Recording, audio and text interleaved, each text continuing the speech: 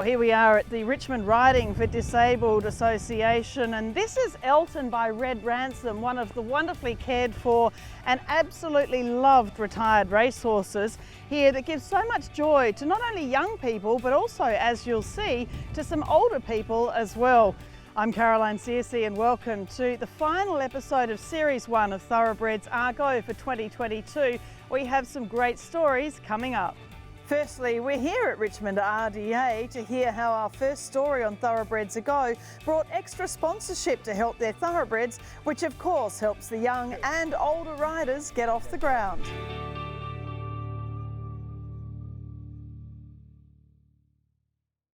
This segment brought to you by Inglis, the Great Southern Weanling and Broodmare Sale, June 9 and 10 in Melbourne.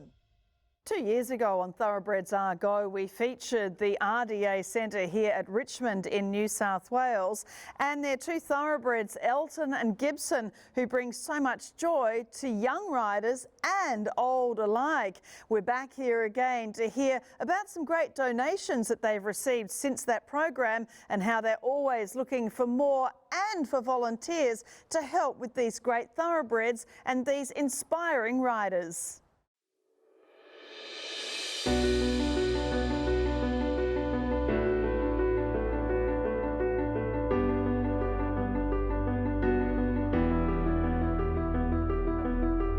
It's been a long couple of years since we last met here at the Richmond RDA, and of course going through COVID there were so many tricky times where kids couldn't come out and ride these horses, but it's so good to see RDA Richmond here back with the kids and the adults with disabilities enjoying these thoroughbreds Gibson and Elton. Of course we're now in their late teens. Yeah, I mean, you can see the sheer joy on the face of the guys today. Overcoming COVID, it has been a challenge. We're back in now and we're running on full throttle. And we're just amazing seeing them today, just riding around and smiling and happy. And you know, my old adage of bums in saddles and smile on faces, that's what we're all about, and it's just been absolutely amazing. Yeah, well, it's a pretty windy day. We're right in the middle of this really strong cold front moving through New South Wales, and in particular Gibson and Elton, they didn't bat an ear or an eyelid at all because they're so used to what they're doing. I mean, yes, they've been doing this for some time, but it really is a great indication of what a thoroughbred can do. Going forward, I think we've got options now as we're starting to open up fully on another two thoroughbreds, and I think, you know, we will take those when we're ready. People are always waiting to ride, and if they turn out as well as Gibson and Elton, the thoroughbred just makes such a wonderful RDA horse because they're so intelligent, they're clever, and you've seen them today. They just do what they need to do, and they don't get fuddled or the wind or anything. Some horses would. Some horses wouldn't even like this weather today. Yeah. So it's absolutely great, and we're so pleased that we got them. He's on the home run.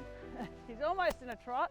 And Elton, I was lucky enough to jump on. But Bianca does dressage. She's also doing, you know, you use the arena to, you know, so she's using both sides of her body as well with the sword, getting the hoops off, and it gives her such a wonderful feeling, doesn't it? Yeah, I mean, she is one of those riders this is her only major enjoyment, and she so looks forward to doing it. And you know, who would look at Elton as a dressage horse? And yet once he gets in the arena and everybody has got all their fine regalia on and looking the part, he just performs outstanding. And Gibson is exactly the same. They just transform. You can't believe that they were once running around a racetrack. And the riders like Bianca, it's about that connection, and when they connect with those horses, you can just see it just matching together. With somebody like Bianca, who says sitting in the saddle gives her freedom. I think that probably sums up a lot of the guys that come to ride here. It gives them that independence. There's a horse there that's connected with them, and they're riding, and they're just together, they just make a wonderful pair. Separate, back in the wheelchairs, back on the crutches, and struggling in life, but that bit of freedom is just such a wonderful feeling, I think.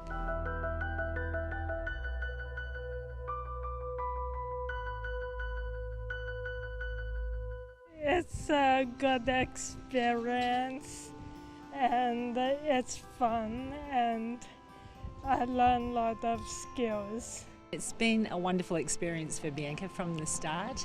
It's just given her so much confidence, Since we came here, the environment has just been so welcoming. The volunteers and the coaches just accept them and build their self-esteem. And it's just been, I think, the best thing that she's experienced in her life in terms of just lifting her spirits, meeting people, building confidence, and just feeling great about herself. They make me smile a lot. And is it the happiest part of your week coming here? Yes, it is. I love it so much. She's just so happy. I see her smile for an hour, and she's just completely different on the horse. She's confident, sits up straight, and it's just wonderful. I like leading the horse, putting them away, because it gives me independence. Yeah.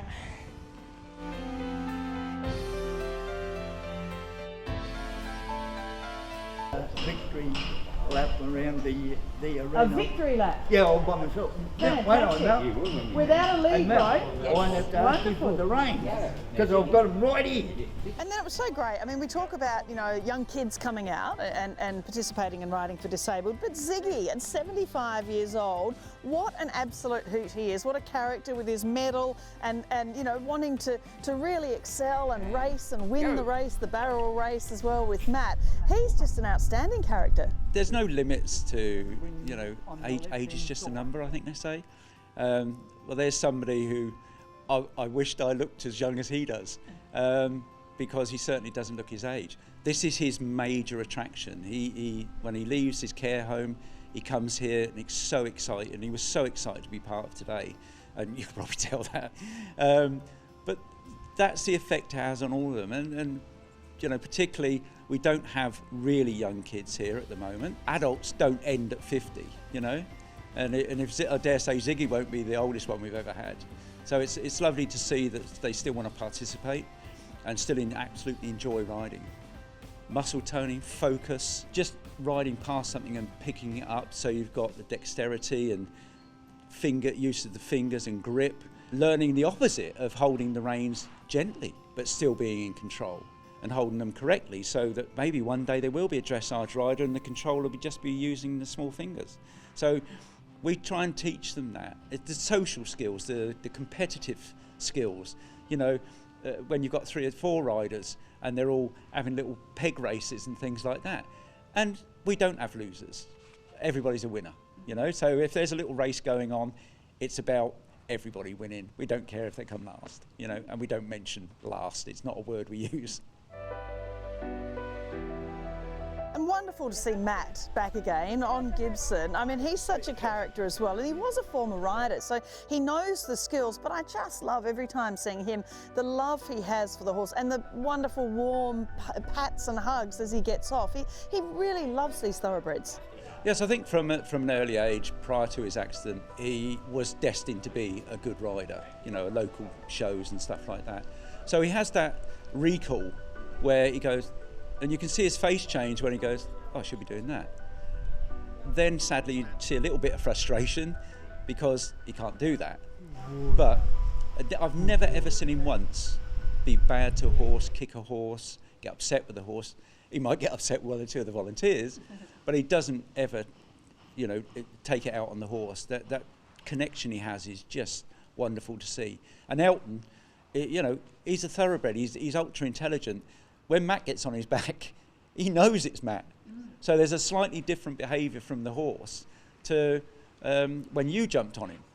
You jumped on him, his ears are up, he's prancing around that. When Matt's on him, the horse knows exactly what to do. Yeah, it's fascinating. Absolutely. Yeah. Disability shouldn't be a barrier. There's opportunities in RDA for youngsters to go and ride on kids' Saturday riding, as well as the service we offer here for the more mature riders. But the opportunity is to ride in dressage competitions, to barrel race, to be involved in local competitions. It shouldn't be beyond anybody, and if there's youngsters out there that you feel that they would like the opportunity, then contact the local RDA centre near to them and go along and see how it all works. I tell you, if they don't end up riding, I'll be very surprised. You know, some of the donations, I know from our first show you wound up with one particular wonderful donation. It's really important, isn't it, that people actually contribute to help feed the horses and help make this all run? Yes, we are self-funded charity. It's making that communication, making that connection. Recently we did a race day at Hawkesbury Race with the Hawkesbury Race Club, linked to the Thoroughbreds that gave them the idea to invite us along. You know, we have the likes of, from the last film, Arrowfield Stud. Absolutely amazing connection there. And Godolphin are now on board, the local Dolphin. Fairview Stud is another one, a local stud. The breeders have all got involved because I think it's so important now to see these thoroughbreds people being made aware of what they can do and making use of these horses, you know, and we just benefit. Getting sponsorship, money, keeping them fed, it's constant demand on the funds that we've got. So any contributions, yeah, we're always grateful to receive. The volunteers, I mean, Mel and Bruce and everyone else here today, you know, they're doing it in their own time. And that's the real key, isn't it? To encourage people to come. If you want to get your horse fixed, come out here to an RDA centre and you can bring them in, you can brush them, you can be close to horses and you can really help the RDA. As much as the riders get out of coming riding here, the volunteers also get a lot of coming and just connecting with the horses, being involved with the horses, helping the riders, you know, and the interaction between the riders and the volunteers is amazing. In Australia, volunteering is a badge of honour and it actually is on people's resume. We would like more people to come along and get involved, just even from a couple of hours a day to a whole day or do the whole week and come and get your horse fixed. It's just as important for the volunteers to get something out of it as it is the riders. I'm a hard-nosed retailer, so to come into something like this and volunteering because I had a bit of spare time, I got the bug. And it makes you feel good, it gives you a feel-good factor. It's just so rewarding to do something for nothing that makes people happy. You know, bums in saddles, smiles on faces, call it what you like. It's that sense of warmth that you get when you see these guys. And, you know, I get a snotty, runny nose and I feel sorry for myself. And I look at somebody who gets up out of a wheelchair, gets on one of these thoroughbreds and rides around with a smile on their face. I really don't feel sorry for myself anymore.